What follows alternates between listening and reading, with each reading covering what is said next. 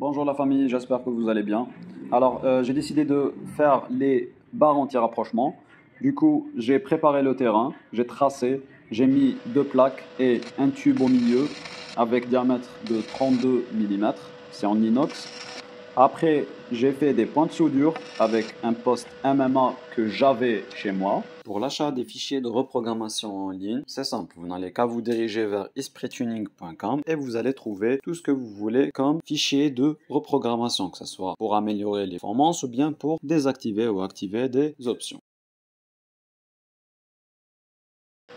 Du coup, j'ai fait avec, sinon il y a mieux. Si j'avais le post TIG ou bien le post MIG, ça aurait été mieux, mais j'ai fait avec. C'était un petit peu difficile à le faire, mais quand même, j'ai pu le réaliser. J'ai fait des points de soudure.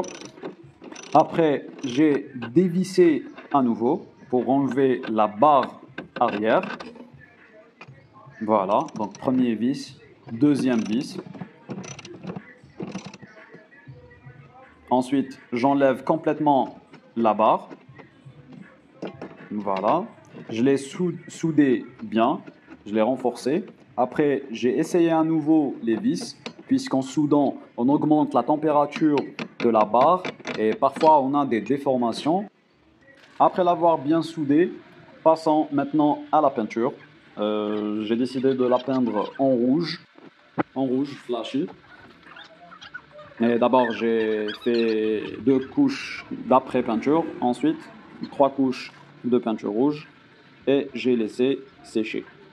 Si vous aimez la vidéo, n'oubliez pas de mettre un like et partager la vidéo. Ensuite, j'ai fait une deuxième couche et une troisième. Donc, conclusion, j'ai fait 2 couches d'après et 3 couches de peinture rouge. Et comme vous pouvez le constater, la finition est impeccable.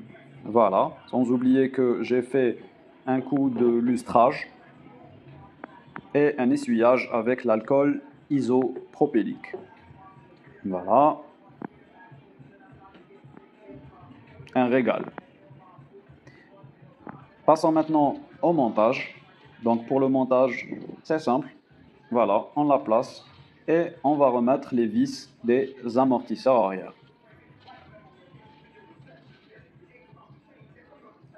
Et je suis entièrement satisfait de ce que j'ai fait. Passons maintenant à la barre anti-rapprochement avant. Donc j'ai réalisé des découpes. Ensuite, j'ai fait des points de soudure, j'ai renforcé et j'ai placé pour tester au niveau du véhicule. Après l'avoir vérifié, j'ai fait aussi 2 couches d'après peinture. Ensuite, 3 couches de peinture rouge, comme celle de l'arrière. Et puis, j'ai fait le montage directement sur le véhicule et le rendu était magnifique, impeccable.